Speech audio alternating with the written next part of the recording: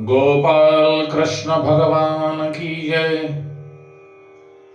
ओम नमो भगवते वासुदेवाय। कृष्णं वंदे जगद्गुरुं।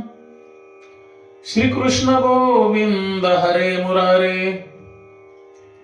हे नाथ नारायण वासुदेवाय। हे नाथ नारायण वासुदेवाय। भगवान श्री गणेश, माता सरस्वती यांना वंदन करून आजपासून आपण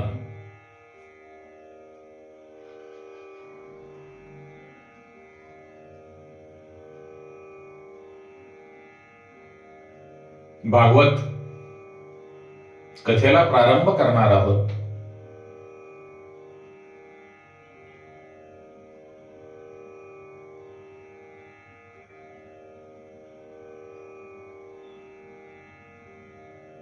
आणि भागवत कथेचा आनंद घेणार आहोत, ज्या कथेमुळे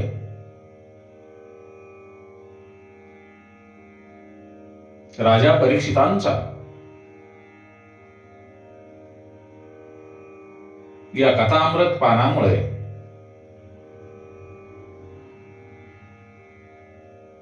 उद्धार झालेला आहे। ती भागवत कथा अमूल्य ठेव आपल्या समोर मी मांडण्याचा प्रयत्न करणार आहे।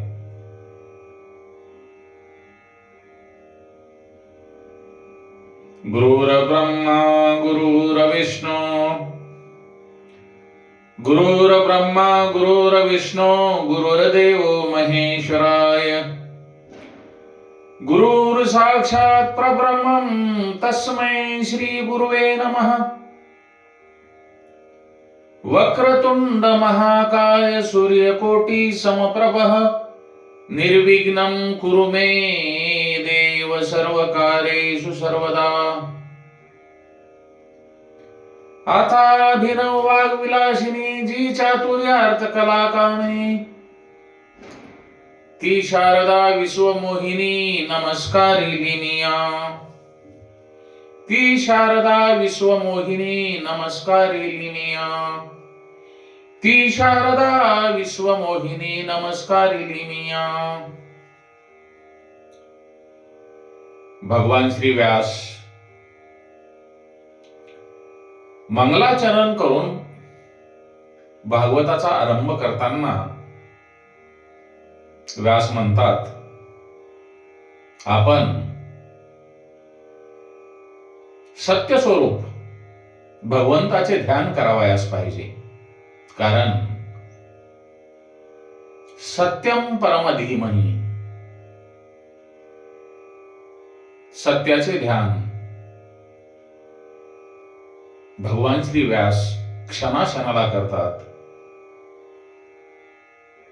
प्रथम स्कंदामध्ये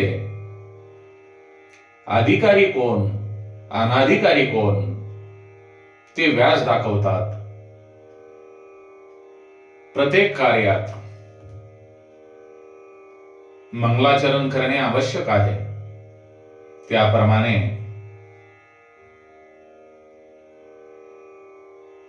भागवत ग्रंथामध्ये 3 मंगलाचरण आहेत। पहिल्या स्कंदामध्ये व्यासांचे, दुसऱ्या स्कंदामध्ये सुखदेवांचे आणि समाप्तीला सूत मंगलाचरण करतात। सकाळी मंगलाचरण करावे, माध्यान्हात व रात्री झोपायच्या आधीही मंगलाचरण करावे। कथेला बसायच्या अगोदर आधी मंगलाचरण करून बसावे।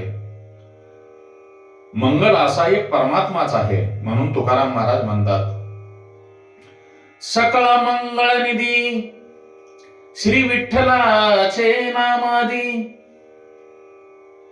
भगवंताचे नाम हे मंगलधाम आहे। श्री व्यास म्हणतात, श्रीकृष्णांचे ध्यान केले नाही तरी चालेल, पण संसाराचे ध्यान, या जगातील स्त्री पुरुषांचे ध्यान करू नका, कारण त्याने मन बिघडते आणि ईश्वराच्या चिंतनाने मन सुधारते.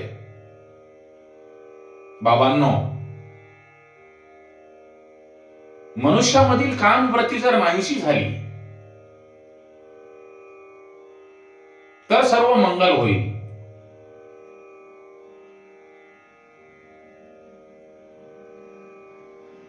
असे भगवान व्यास म्हणतात, कुठल्याही स्वरूपाचे, भगवंताच्या एका कुठल्याही स्वरूपाचे ध्यान जर केले तर मनशुद्धी होते. आपली इष्टदैवता राम असो, कृष्ण असो किंवा भगवान शिवशंकर असोत, स्वरूपे अनेक असली तरी ईश्वरी तत्व एकच आहे व ते सत्य आहे. म्हणून सत्यम परम धीमहि असे भगवान श्री व्यास म्हणतात. बाबांनो, सर्व दैवतांची पूजा करावी, सर्व देवांची पूजा करा, परंतु ध्यान मात्र एकाच दैवतेचे करा. ध्यान, ध्याता आणि ध्येय, आपल्या मनाची एकाग्रता होणे, मन एकाग्र होणे, हेच खरे ध्यान आहे. संसाराच्या जड वस्तूचे ध्यान करण्यापेक्षा भगवान श्रीकृष्णांचे ध्यान करावे. ध्यान करत असताना मन चंचल जरी झाले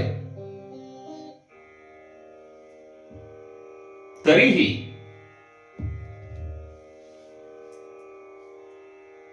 भगवंताचे नाम उच्चारण करा. परमेश्वराचे रूप, स्वरूप आपल्या डोळ्यासमोर आणून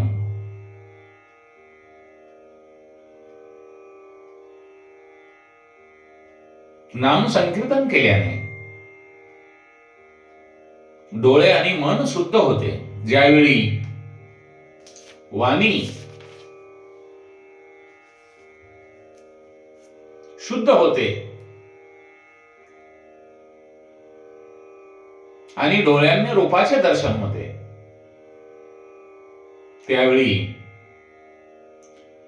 तुमच्यामध्ये परमात्मा शक्ती प्रवेश करते. ध्यान करण्यानेच मनोमिलन होते, ब्रह्मसंबंध होऊ लागतो. ध्यानाची परिपक्व दशा म्हणजे समाधी. समाधी खूप वेळ टिकणे म्हणजे ज्ञानी व्यक्तीला जीवनमुक्तीचा आनंद मिळणे. जप, ध्यान करावे,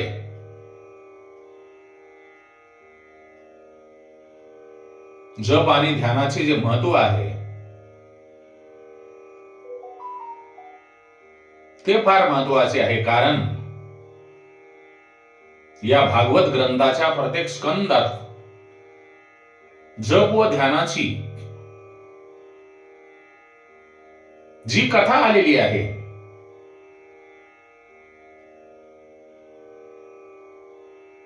ती कथा म्हणजे ज्ञानाने किंवा भक्तीने आपल्या मनामध्ये जो भेद आहे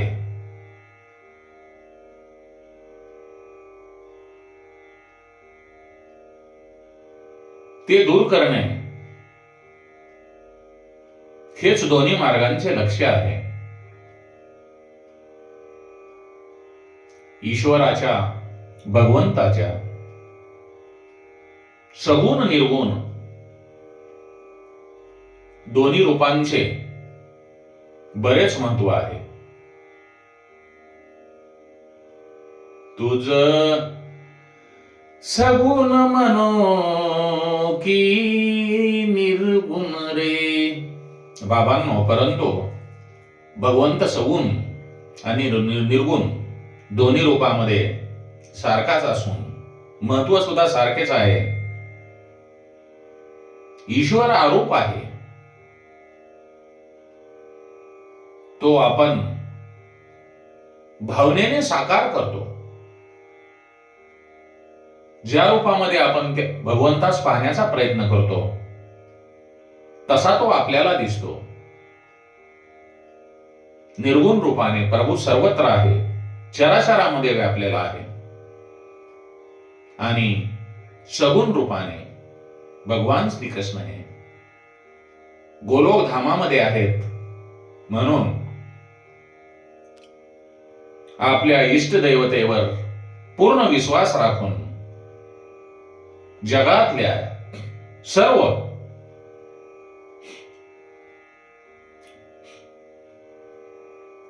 जड चेतन वस्तूमध्ये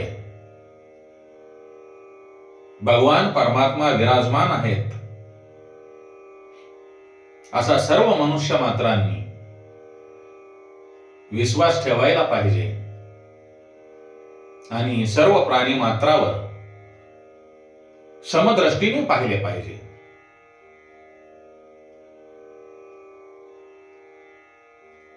भगवंताच्या ज्या काही लीला आहेत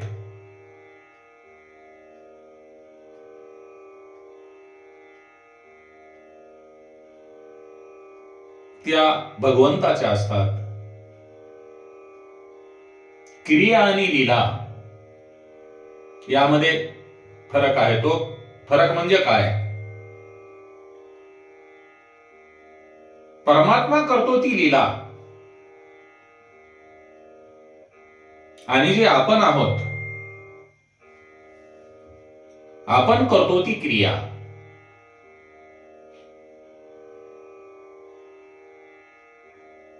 क्रियेमध्ये आसक्ती असते. मनुष्य ज्या वेळेला क्रिया करतो, आपण कोणतेही काम करतो, आपण फळाची अपेक्षा ठेवतो, म्हणजे ही क्रिया झाली. क्रियेमध्ये क्रिया करत असताना त्या क्रियेच्या पाठीमागे आसक्ती, स्वार्थ, अहंकार इत्यादी गोष्टी असतात. आणि जी ईश्वराची भगवान श्रीकृष्णांची लीला आहे ती लीला मनुष्याला बंधनातून मुक्त करते. कारण या लीलेमध्ये भगवंताचा स्वार्थ आणि अभिमान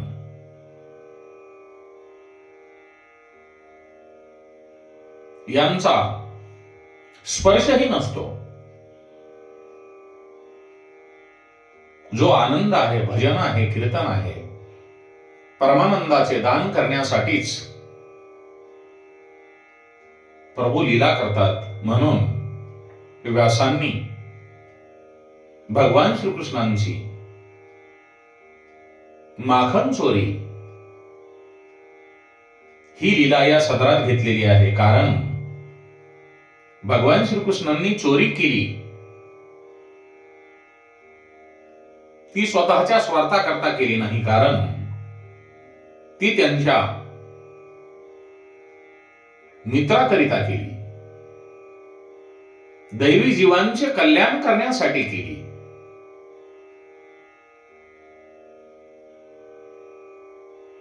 जगाची जी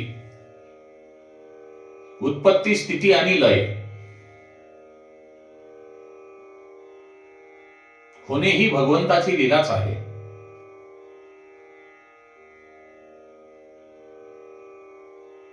जगाचा विनाश होणे ही सुद्धा लीलाच आहे, कारण त्यात आनंद आहे.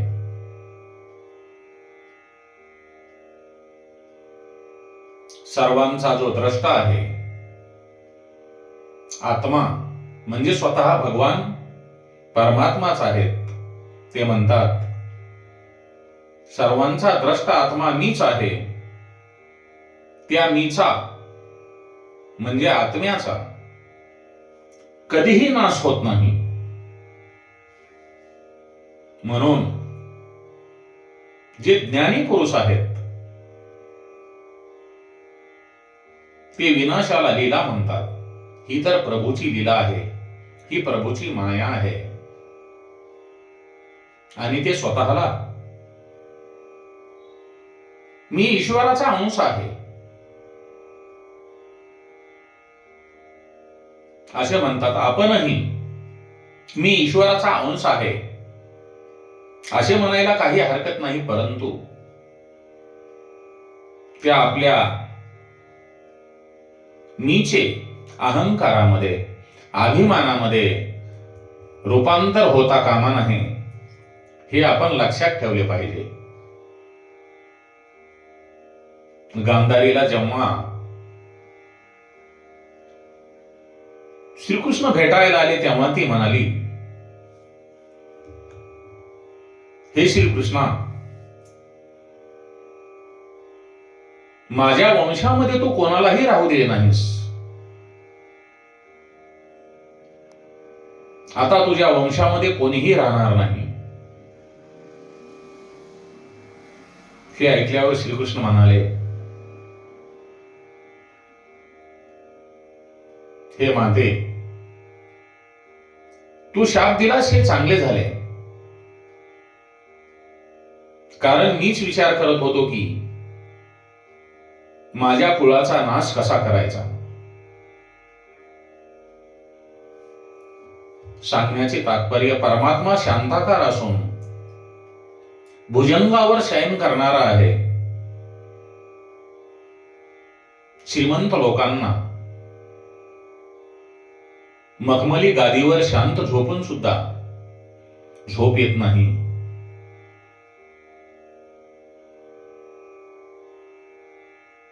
लय आणि मरणे ही सुद्धा एक भगवंताची लीला आहे.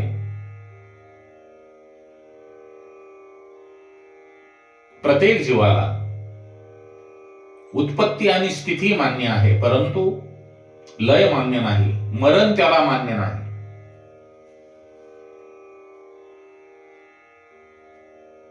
प्रभूंनी ब्रह्मदेवाला जे तत्वज्ञान दिले, भगवान श्रीहरींनी ब्रह्मदेवांना जे तत्वज्ञान दिले, जगाची उत्पत्ती, स्थिती, लय यांचे ध्यान करण्यास सांगितले. आपण भगवंताचे ध्यान करीत असता त्यात तन्मयता नसली तरीही संसाराचे ध्यान मात्र करू नका. मंदिरात आपण जातो आणि दर्शन घेतल्यानंतर बाहेर ओट्यावर बसून ज्या व्यापक स्वरूपाच्या भगवंताच्या रूपाचे दर्शन घडले, त्या स्वरूपाचे थोडा वेळ ध्यान करा. परमपिता परमेश्वराच्या ध्यानाने आपल्यावर जे येणारी विघ्न असतात त्या विघ्नांचा नाश होतो. म्हणून मंगलाचरण लिहिताना व्यास लिहितात, मंगलाचरण सांगताना व्यास लिहितात, सत्यम परम धीमहि, सत्य स्वरूप परमात्म्याचे ध्यान करावे. ज्याला जे दैवत पसंत आहे, शिव, विष्णू, शंकर, अशा या भगवंताचे ध्यान करा. बाबांनो, सत्य हे अखंड आणि अविनाशी आहे. सुख दुःख लाभ हानी यामध्ये परमेश्वराचे स्वरूप एकच आहे. भगवद्गीतेत श्रीकृष्ण म्हणतात, सुखाने हर्षित न होणे, व दुःख प्राप्त झाल्याच्या नंतर उद्विग्न न होणे म्हणजे उदास न होणे, हेच स्थित प्रज्ञाचे लक्षण आहे. सुख झाले तरी जास्त जोमाने उड्या मारू नका आणि दुःख प्राप्त झाले तरी उदास होऊ नका. भगवान श्रीराम यांना राज्याभिषेकाने 14 वर्षे झालेला वनवास सारखाच होता. भगवान श्रीकृष्णांना 16,000 स्त्री आणि सोन्याची द्वारका, या सर्वांचा विनाश सारखाच श्रीकृष्ण उद्धवाला म्हणतात, हे उद्धवा, या सांसारिक वस्तू या सर्व खोट्या आहेत आणि फक्त मीच सत्य आहे. मी भूतकाळात, वर्तमान काळात, भविष्यात एकाच स्वरूपात असतो, हे सत्य आहे. आणि मनुष्य प्राण्यांना जर सुखी व्हायचे असेल तर सत्यरूप परमात्म्यावर प्रेम करावे. जग हे असत्य आहे. या जगातील प्रत्येक पदार्थ दुःखरूप आहे. हे जग म्हणजे केवळ आभास आहे, मृगजळ आहे.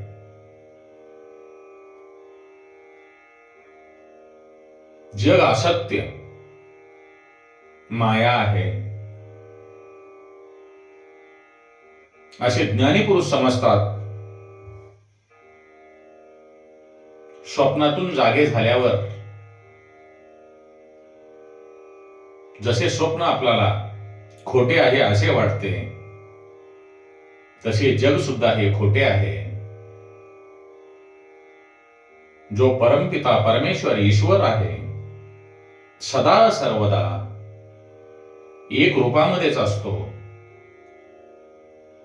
ईश्वरावर काम, क्रोध, लोभ याचा काहीही परिणाम होत नाही. तो स्वतः आनंदरूप परमात्मा आहे, हे निश्चित समजावे. जसा खोटी नोट आपल्याला दिल्यानंतर आपण तीही खोटी आहे ही चालत नाही असे समजतो, तसे जग हे खोटे आहे, नाशिवंत आहे आणि परमेश्वर फक्त सत्य आहे असे समजून त्या परमेश्वरावरच आपण आपले लक्ष केंद्रित करावे. त्याप्रमाणे जसा आपण रुपया खोटा समजतो, नकली नोट दिल्यानंतर ती खोटी समजतो, तसे हे जग जे आहे असत्य समजून त्याचा मोह धरू नये. मिलनात सुख आणि वियोगामध्ये दुःख असते. वियोग अवश्य आहेच असे समजून जगातल्या प्रत्येक जीवावर प्रेम करावे. कारण जन्मलेला मनुष्य हा जाणारच आहे. त्यामुळे एक ना एक दिवस आपण एकमेकापासून दूर जाणार आहोत हे गृहीत धरून त्या जीवावर प्रेम करावे. ज्याप्रमाणे अंधारात पडलेली दोरी सापाप्रमाणे दिसते, पण त्यावर प्रकाश पडतो तेव्हा त्याच्या खऱ्या स्वरूपाचे यथार्थ ज्ञान होते. त्याप्रमाणे दर्शरूप जगही भ्रमरूप, खोटे, असत्य आहे. परंतु हे जग सत्यरूप परमेश्वराच्या आधाराने अस्तित्वात असल्यामुळे अज्ञानी मनुष्याला ते सत्य वाटते. बाबांनो, एका राजाने खोट्या मोत्यांचा हार घातला तर तो लोकांना मोत्याचा वाटतो, परंतु गरिबाने खऱ्या मोत्याचा हार घातला तरीही तो खोटा आहे असे लोक समजतात. जगतरूपी मोत्याची कंठी परमेश्वराने स्वतःच्या गळ्यात घातली आहे. म्हणून जगात राहताना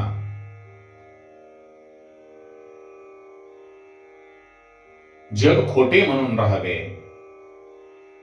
ओम नमः शिवाय. ओम नमो भगवते वासुदेवाय. कृष्णं वंदे जगद्गुरुं.